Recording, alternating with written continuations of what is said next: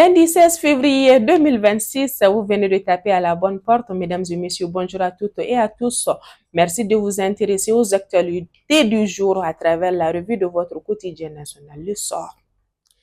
La radio Studio Tamani de la Fondation Hirondelle et l'Union des radiodiffusions et télévisions libres du Mali ont célébré vendredi dernier la 15e journée internationale de la radio à Bamako autour du thème de la radio malienne à l'ère du numérique.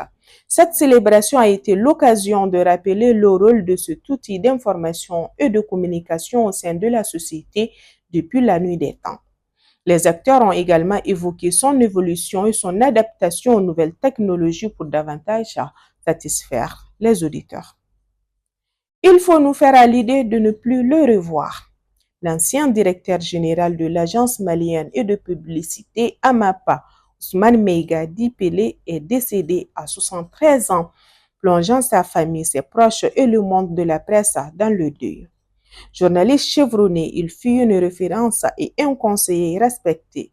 Nommé à la tête de l'AMAP en mars 2014, il a fait valoir ses droits à la retraite en 2015 après près de 40 années consacrées au journalisme.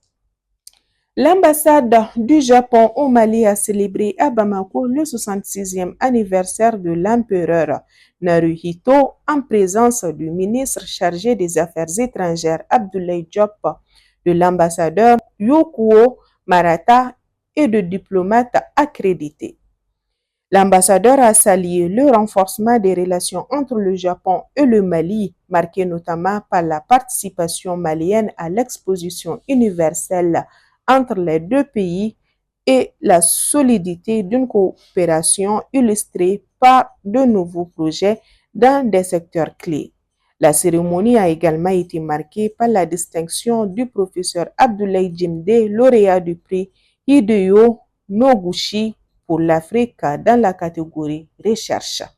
La deuxième réunion du comité de pilotage des mécanismes d'investissement en consolidation de la paix au Mali s'est tenue le jeudi 12 février au département en charge des affaires étrangères sous la coprésidence du ministre Abdoulaye Diop et de son collègue chargé de la réconciliation, le général de corps d'armée Ismaël Ouagé.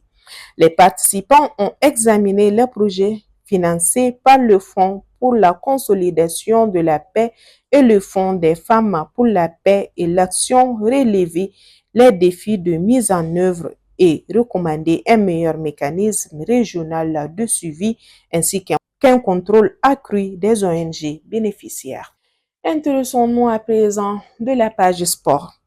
Le Djoliba AC a bouclé sa campagne en Coupe de la Confédération par une large victoire 4-0 face au FC San Pedro au stade du 26 mars lors de la 6e et dernière journée de la phase de poule.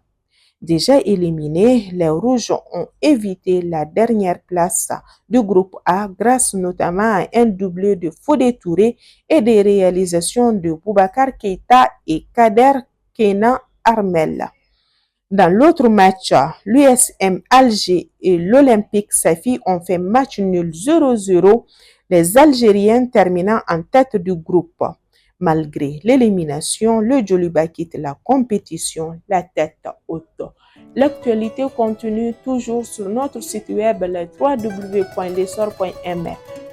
ainsi que sur toutes nos différentes plateformes digitales. Bon début de semaine à toutes et à tous. Allah protège le Mali. Ciao!